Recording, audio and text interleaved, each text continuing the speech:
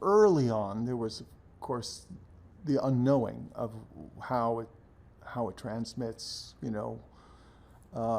but the end result was almost always horrible, you know, something no one should have to watch people go through. I think the toughest one for me was Ari. Um, I met Ari on the set of Prince of Tides back in New York. I was Nick Nolte's stand-in for the New York part of the shoot, and Ari was Barbara's assistant. When he got sick, first of all, he never told me he was positive. All those years we knew each other. And he never shared that with me. And I remember going to Cedars. Yeah, he was at Cedars. And going to see him, and I didn't recognize him. Not because he was wasted, but something happened and he completely bloated up. And I walked past the room, not thinking it was his room, because I thought there was an older, obese black woman there instead of Ari, who was this, skinny little Jewish kid. And then, of course, we lost such a great and really talented guy. I mean, he was smart. He could have been a real, macher, he could have been a real heady hitter, and done a lot of great things. ABC of One Life to Live had just had this storyline, which actually starred Ryan Phillippe, about a young kid, a young gay kid who's kind of coming out.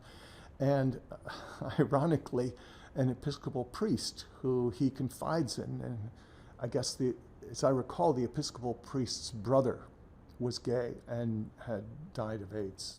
This was a major coup in terms of visibility, and I was going like, wow, this is a great storyline. I mean, I shed a lot of tears watching that show. I'm an actor. I'm in the industry. I've done work in soaps. I said, well, what if on one single day, all of these people who are normally competing for eyeballs,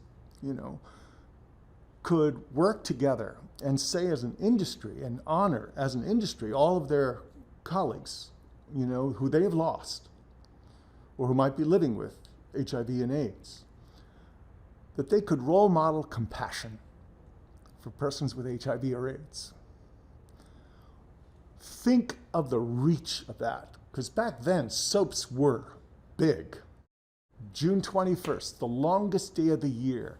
Wouldn't that be a great day for us to exercise, and role model compassion? All the ABC soaps got on right on board. It started with Wendy Rich at General Hospital. She was the executive producer back then. And she just got it.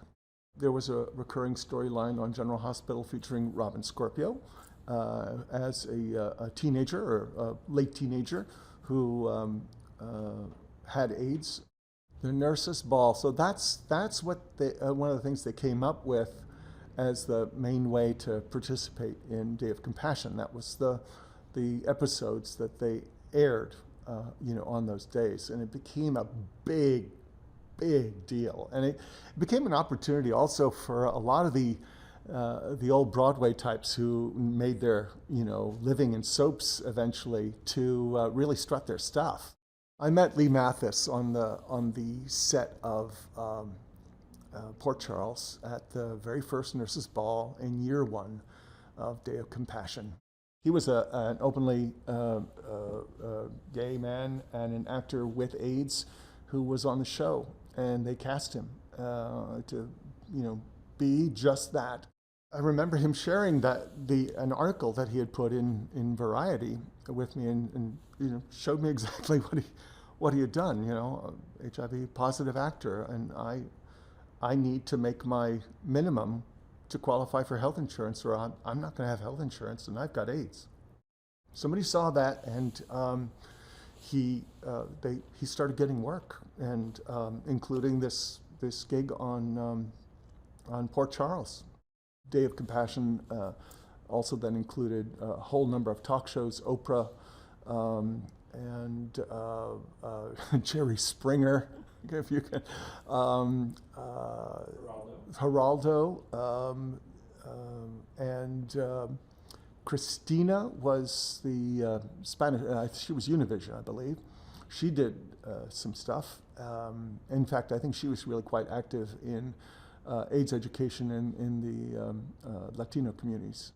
Even Broadway dimmed their lights on the Day of Compassion. All kinds of stuff. I mean, it was amazing.